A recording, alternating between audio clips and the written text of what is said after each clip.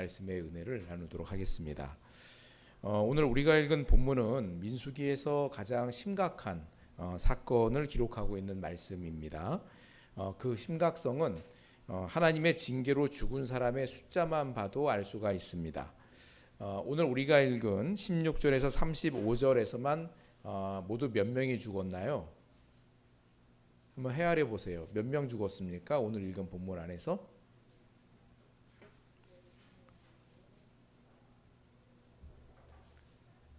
대략 적어도 300명 이상이 죽었습니다. 향로를 들고 있던 이스라엘의 지도자 250명이 하나님의 진노의 불에 타 죽고, 또 고라와 다단과 아비람과 그들에게 동조했던 가족들 적어도 50명 이상이 땅이 갈라져서 이들을 삼킴으로 그렇게 심판을 당합니다. 그리고 16장 나머지 본문, 오늘 우리가 읽은 그 너머의 나머지 본문이죠. 나머지 뒷부분에서도 전염병으로 14,700명이 죽습니다. 둘을 합하면 16장에서만 적어도 15,000명 이상이 하나님의 징계를 받아 죽습니다. 그래서 이 민수기 전체에서 가장 심각한 그런 분위기의 말씀이라는 걸 알 수가 있습니다. 말씀을 이해하기 위해서 16장 앞부분의 이야기를 잠깐 해야 되는데요. 민수기 16장은 레위의 자손 고라가 반역을 주도하여서 많은 사람들이 모세의 권위에 도전을 하는 그런 내용들입니다. 이 갈등은 누가 더 큰 자인가? 왜 너는 나보다 더 큰 역할을 맡아야 하는가? 라는 그런 불평에 대한 말씀입니다. 우리 16장 1절로 3절까지를 같이 읽어보겠습니다. 레위의 증손 고핫의 손자 이스할의 아들 고라와 루우벤 자손 엘리압의 아들 다단과 아비람과 벨렛의 아들 온이 당을 짓고 이스라엘 자손 총회에서 택함을 받은 자 곧 회중 가운데서 이름 있는 지휘관 250명과 함께 일어나서 모세를 거스르니라. 그들이 모여서 모세와 아론을 거슬러 그들에게 이르되 너희가 분수에 지나도다.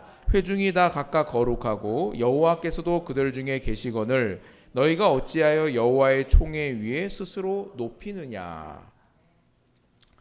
모세를 향한 반란은 레위 자손 고라의 주도로 시작되어서 다단과 아비람과 이스라엘의 지도자 250명이 가담하는 사태로 확대되었습니다. 고라의 반란은 매우 주도 면밀했습니다. 고라는 자기 혼자 모세와 아론에게 대들지 않았습니다. 그는 뜻을 같이 하는 동조자들을 귀합한 후에 회중의 지도자 250명을 자신의 편으로 끌어들였습니다. 고라는 레위 지파에 속한 레위인으로서 제사장에게 반기를 든 것입니다.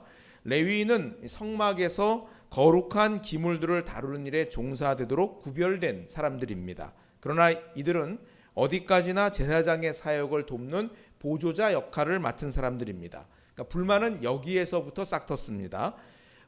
모세와 아론도 레위 지파거든요. 같은 레위 족속이면서 왜 모세와 아론만 특별히 제사장의 지위를 가져야 하느냐, 이게 불만의 이유인 겁니다. 또한 고라의 반역에 합세한 사람들은 루우벤 자손들입니다. 루우벤은 야곱의 아들들 중 장자입니다. 첫 번째 아들이에요. 12명의 아들 중에 장자가 루우벤이에요. 근데 루우벤이 아버지 야곱의 첫 비라와 잠자리를 가져서 아버지의 침상을 더럽혔고, 이 때문에 그의 후손들은 이스라엘의 리더십을, 그러니까 장자의 권위를 누리지를 못합니다. 이게 창세기 49장에 나오는 내용이거든요.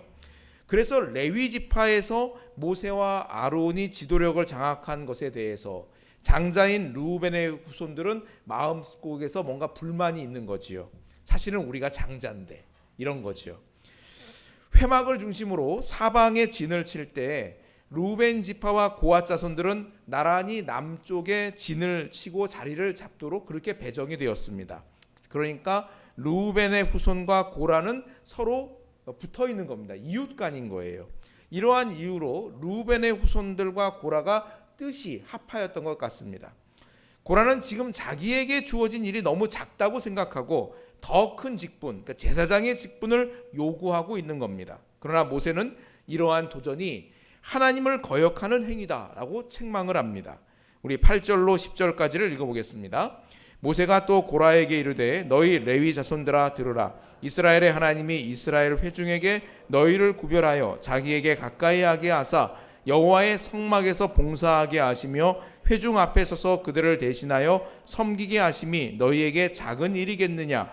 하나님이 너와 내 모든 형제 레위 자손으로 너와 함께 가까이 오게 하셨거늘 너희가 오히려 제사장의 직분을 구하느냐. 고라의 반역은 단순히 모세와 아론에 대한 도전이 아니라 이들을 지도자로 세우신 하나님을 거역하는 행위다라고 말씀합니다. 하나님이 각자에게 주신 사명에 만족하지 못하고 남의 사명을 탐하는 것은 하나님께 반역하는 행위이다, 이렇게 말씀을 하고 있습니다. 모르겠어요.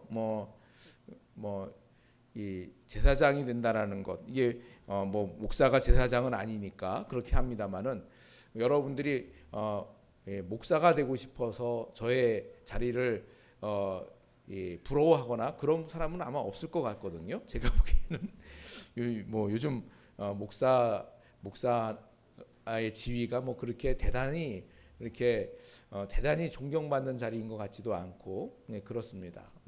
그래서 한간에는 오히려 목사가 되면 인생 막장이구나 이렇게도 생각하시는 분도 계신 것 같아요. 그래서 한간에는 목사들끼리 하는 농담에 아무개 교회에서 어느 성도가 목사님을 굉장히 괴롭게 했답니다. 그러니까 목사님이 어떻게 기도했느냐, 하나님 아무개 성도의 아들이 목사가 되게 해주십시오.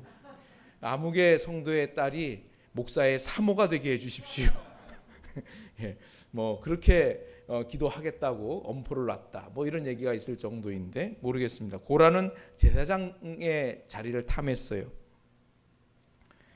이들의 반역에 대해서 모세는 다음날 하나님 앞에서 검증하자라고 얘기합니다. 반역의 주동자인 고라와 250명의 지도자들, 그리고 아론은 여호와께 드릴 불이 담긴 향로를 들고 회막 앞에 섭니다. 그 결과가 어떻게 되었습니까? 오늘 읽은 본문이지요. 29절로 31절을 읽어봅니다.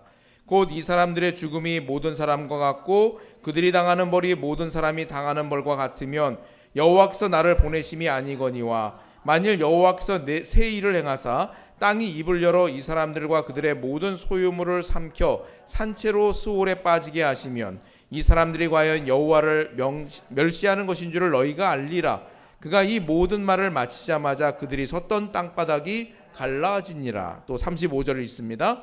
여호와께로부터 불이 나와서 분향하는 250명을 불살랐더라.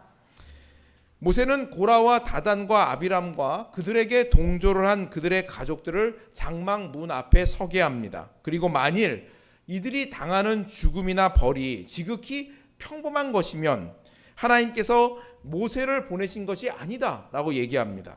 그러나 땅이 입을 열어서 이들을 삼킨다면 이들의 반란이 하나님을 멸시한 것임을 온 백성이 알아야 한다고 선언을 합니다.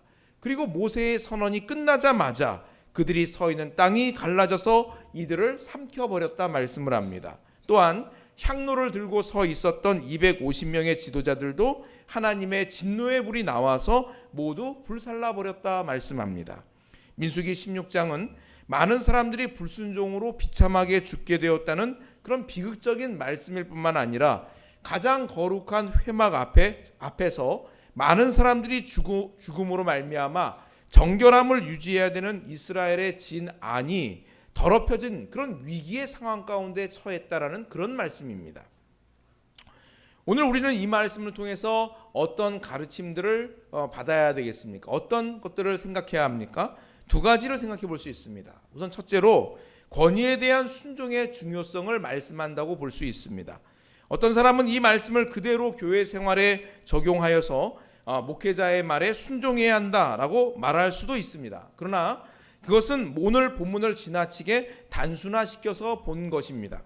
단적인 예로 오늘날 교회의 목사는 모세와 같지 않습니다. 모세는 하나님의 관건하심으로 이스라엘의 출애굽을 위해서 지도자로 세움받은 사람입니다. 반면에 현대 교회에서 목사가 한 교회의 지도자로 세움을 받는 데에는 일정한 절차를 거치게 되어져 있습니다. 그러니 오늘 본문을 가지고 목사와 교사를 동일시하여서 목사의 권위에 도전하지 말라는 식으로 협박하는 본문으로 이 본문을 사용하는 것은 적절치가 못합니다. 그러나 오늘 본문이 권위에 대한 순종이 공동체 안에서 얼마나 중요한지를 말씀하는 측면은 분명히 있습니다. 그리고 이것은 신약 성경에도 분명히 말씀하고 있는 겁니다. 히브리서 13장 17절을 같이 읽어보겠습니다. 너희를 인도하는 자들에게 순종하고 복종하라. 그들은 너희 영혼을 위하여 경성하기를 자신들이 청산할 자인 것 같이 하느니라. 그들로 하여금 즐거움으로 이것을 하게 하고 근심으로 하게 하지 말라. 그렇지 않으면 너희에게 유익이 없느니라. 성도는 자신을 목양하는 목회자를 어떻게 대해야 합니까? 한마디로 순종하고 복종하라 말씀하고 있습니다. 순종과 복종이라는 다른 단어를 2번 반복해 써가면서 그렇게 순종의 중요성을 강조하고 있는 겁니다. 왜 이렇게 목회자에게 순종하는 것이 중요합니까? 3가지 이유를 들어서 설명을 합니다. 그들은 여러분의 영혼을 지키는 사람들입니다. 그러니 순종하십시오. 또 그들은 장차 자신이 맡아 돌본 영혼들에 대해서 하나님 앞에 보고해야 되는 사람들입니다. 그러니 순종하십시오. 때문에 그들이 이 사명을 괴로운 마음이 아니라 기쁜 마음으로 감당하도록 해야 합니다. 그러니 순종하십시오. 이걸 얘기하고 있어요. 이 다음에 그러니까 이런 거죠. 이 다음에 우리가 하나님 나라에 들어가게 되면 하나님께서 목사인 저에게 반드시 물으시는 게 있다는 얘기입니다. 아무개 목사, 네게 맡겼던 아무개의 영혼은 왜 이렇게 메말랐던 거야? 그 사람은 왜 그렇게 살 수밖에 없었던 거야? 묻는다는 거예요. 그럼 저는 그 이유에 대해서 무엇인가 하나님 앞에 설명을 해야 합니다. 제가 그 성도의 영적 성장을 위해서 무엇을 했는지, 어떤 위로와 권면을 했는지, 그를 위해서 어떻게 기도했는지 등등의 것들을 보고할 겁니다.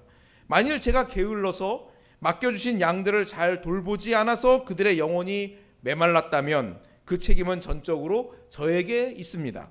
하나님께서는 선악간에 심판하시고 저에게 책임을 물으실 부분이 있다면 철저하게 아마 물으실 겁니다. 그러나 만일 제가 부지런히 가르치고 돌아보았음에도 불구하고 그 성도가 불순종하고 요령을 부리고 게으름을 부려서 그렇게밖에 되지 않은 것이라면 그 책임은 전적으로 본인에게 있습니다.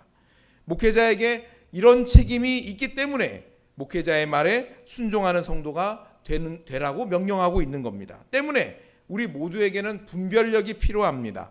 만일 목회자가 올바른 것을 가르치고 요구함에도 불구하고 이런저런 이유를 대면서 불순종하거나 가르침을 거부하는 성도에게는 아무런 유익이 없다고 경고하시기 때문입니다. 이것은 순종하지 않을 때 벌을 받아서 그렇게 되는 것이 아닙니다. 여러분, 압력솥을 꽉 닫아가지고 바다 한가운데 던져놔 보십시오. 아무리 바닷물이 창이라도 압력솥 안으로 물 한 방울 들어가지 않는 겁니다. 입구가 꽉 막혀 있기 때문에 바닷물이 들어갈 수가 없겠지요. 이처럼 아무리 좋은 말씀, 아무리 은혜로운 권면으로 말씀을 전하고 가르치려 해도 순종하지 않는 성도의 마음에는 은혜가 들어갈 틈이 없습니다. 목회자와의 관계가 막혀 있기 때문에 그런 겁니다. 하나님께서는 하나의 지역교회마다 목회자를 세워서 성도들을 목양하게 하셨습니다. 목회자에게 책임을 맡기시고 목양할 수 있도록 능력과 권한을 주셨는데 그 목회자의 말에 순종하지 않을 때 성도가 누릴 수 있는 은혜란 존재하지 않게 되는 겁니다. 때문에 목회자에게 순종하라 말씀하고 있는 겁니다. 또 하나 오늘 본문을 통해서 우리가 생각해 봐야 되는 것은 사명의 귀함을 알고 경건한 하나님의 백성으로 살기를 힘써야 된다는 겁니다. 반란의 주동자 고라는 레위인으로서 이미 하나님의 직임을 맡아서 구별된 사람입니다. 그러나 고라는 하나님의 그 성물을 맡아 책임지는 사명을 가볍게 여기고 자신과 제사장 아론을 비교하면서 불만과 불평에 사로잡혔습니다. 만일 하나님이 자신에게 맡겨진 이 사명의 귀함을 알고 그것에 충성했다면 고라 역시도 하나님 앞에서 충분히 칭찬과 상을 받았을 겁니다. 그러나 고라는 그러하지를 못했습니다. 누가복음 16장 10절 말씀 같이 읽어보겠습니다. 지극히 작은 것에 충성된 자는 큰 것에도 충성되고 지극히 작은 것에 불의한 자는 큰 것에도 불의하니라. 아멘. 여러분, 작은 일에 충성하는 사람이 큰 일에도 충성하는 사람이 되는 거지, 작은 일에 충성하지 않고 소홀한 사람, 큰 일에 충성한 일 없습니다. 그런 경우란 존재하지 않아요. 내게 주어진 작은 일, 그 작은 일에부터 충성하는 사람이 큰 일을 맡아서도 충성하는 사람이 되는 겁니다. 그러니 지금 내가 수행하고 있는 작은 일에 온 마음을 다해야 되는 겁니다. 그 일을 통해서 하나님의 영광을 구해야 되는 겁니다. 그 일을 수행함으로 다른 사람들에게 평안을 제공해야 되는 겁니다. 작은 일에 충성된 자에게 하나님께서 큰 일을 맡기시고 또 반드시 착하고 충성된 종이라고 칭찬과 상을 주시는 겁니다. 오늘 말씀 속에서 하나님의 징계를 받은 사람들은 하나님께로부터 직임을 받아서 구별된 레위인이거나 이스라엘의 지도자들이었습니다. 만일 이들의 반역으로 제사장의 역할이 부정되거나 혼돈되어진다면 이스라엘을 정결케 하는 일에 문제가 생기게 되고, 그렇게 되면 그것은 하나님과 동행하는데 엄청난 큰 장애를 가져오게 됩니다. 그래서 이스라엘에게는 매우 심각한 문제를 유발하게 됩니다. 때문에 하나님께서는 이들의 반역에 대해서 매우 엄하게 대하시는 걸 볼 수 있습니다. 오늘 예수 그리스도의 피값으로 구속함을 받은 성도 역시 왕같은 제사장으로 부름받은 사람들입니다. 우리 베드로전서 2장 9절을 읽어보겠습니다. 그러나 너희는 택하신 족속이요 왕같은 제사장들이요 거룩한 나라요 그의 소유가 된 백성이니 이는 너희를 어두운 데서 불러내어 그의 기이한 빛에 들어가게 하시니에 아름다운 덕을 선포하게 하려 하심이라. 아멘. 우리는 왕같은 제사장으로서 하나님의 뜻을 따라서 세상을 치유하고 복음을 전하며 하나님의 나라를 추구해야 될 사명을 맡은 하나님의 자녀들입니다. 그런데 왕같은 제사장으로 부름받은 성도가 자신의 사명을 망각하고 말씀에 순종하지 않으며 세상을 쫓아 산다면 과연 이 세상 어디에 소망이 있겠습니까? 세상 사람들은 하나님의 말씀의 귀함을 알지 못하고 또 그 말씀 앞에 순종하고자 하는 마음도 없습니다. 그러나 하나님의 백성된 성도는 그럴 수 없습니다. 그래서는 안 됩니다.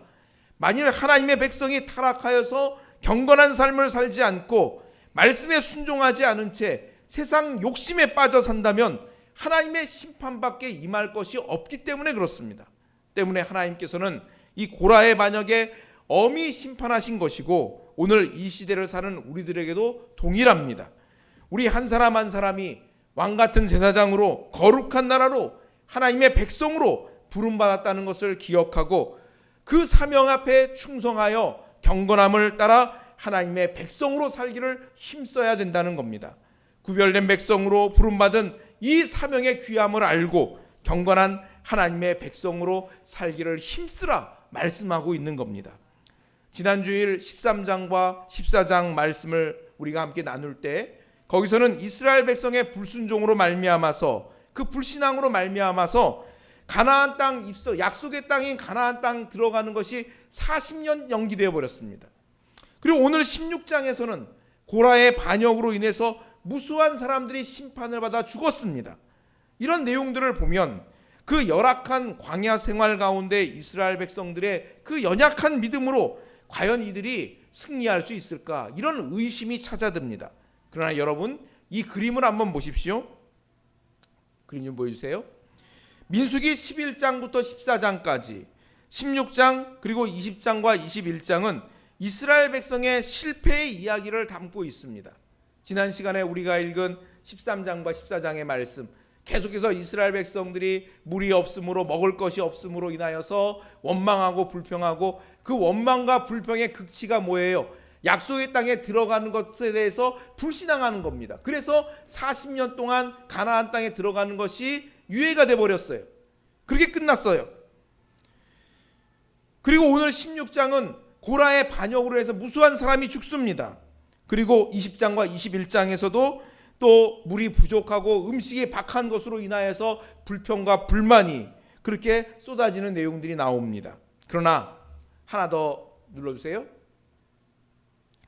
그 사이사이에 있는 15장과 17장부터 19장, 22장부터 25장의 말씀은 하나님의 언약 갱신의 이야기가 교차적으로 등장을 합니다. 언약을 갱신한다는 것은 과거의 언약을 취소하고 전혀 새로운 약속을 한다는 그런 개념이 아닙니다. 하나님께서 믿음의 선조들에게 원래 약속하셨던 그것을 전혀 새로운 상황에서도 이스라엘의 그 불신앙으로 말미암아서 40년 동안 약속의 땅에 들어가지 유예가 되어지고 또 많은 사람이 죽고 원망과 불평이 계속되어지고 하는 그런 상황에서도 다시금 하나님께서는 품으시고 실현하여 주시고 또 성취하도록 그 약속들을 이루어가도록 주님께서 만들어 가신다는 그런 내용입니다. 할렐루야. 이스라엘의 불신앙과 불평을 보면 이들은 광야에서 실패할 수밖에 없습니다. 그러나 하나님은 실패하지 않으십니다. 이스라엘의 실패에도 불구하고 하나님은 신실하심으로 언약을 이루시며 마침내 약속의 땅으로 이스라엘 백성들을 인도해 드리십니다. 이것은 오늘 이 시대를 사는 우리들에게도 동일합니다. 광야와 같은 세상에 살면서 우리는 얼마나 자주 넘어지고 실패합니까? 사실 성공보다 실패가 더 자연스럽지 않습니까? 예배를 드리고 말씀을 묵상하고 기도할 때는 그럴듯해 보이지만 세상에 나가서 직장 생활을 하고 살림을 하고 일상을 살아가다 보면 언제 그랬냐는 듯이 옛 본성이 튀어나오지 않습니까? 일이 조금만 틀어져도 낙심하고 원망과 불평이 터져 나옵니다. 아멘 할렐루야 나와야 되는데 그게 먼저 나오는 게 아니라 A씨가 먼저 나오잖아요. A씨 그게 먼저 나오잖아요. 이런 마음과 태도, 이런 믿음으로 어떻게 하나님의 백성답게 살 수 있을까 생각하게 됩니다. 그런데 민수기를 통해서 주님께서 우리에게 가르쳐 주시는 것은 우리의 믿음이 특별해서 승리하는 것이 아니라 하나님께서 신실하시기 때문에, 하나님께서 변함없이 우리를 이끄시기 때문에 우리가 세상을 이길 수 있다는 것입니다. 주님께서 성실하심으로 우리와 맺은 언약을 지켜가시기에 우리가 죄악을 이기고 마침내 승리하게 된다는 것을 말씀하고 있는 겁니다. 그러니 여러분, 실패 앞에서 좌절해서는 안 되는 겁니다. 넘어져도 주님 손 붙들고 일어나 먼지 툭툭 털고 힘차게 앞으로 나아가야 한다는 겁니다. 신실하신 주님 의지하여서 경건한 백성의 길을 힘써 나아가는 저와 여러분 다 될 수 있기를 주님의 이름으로 축원합니다. 아멘. 기도하겠습니다.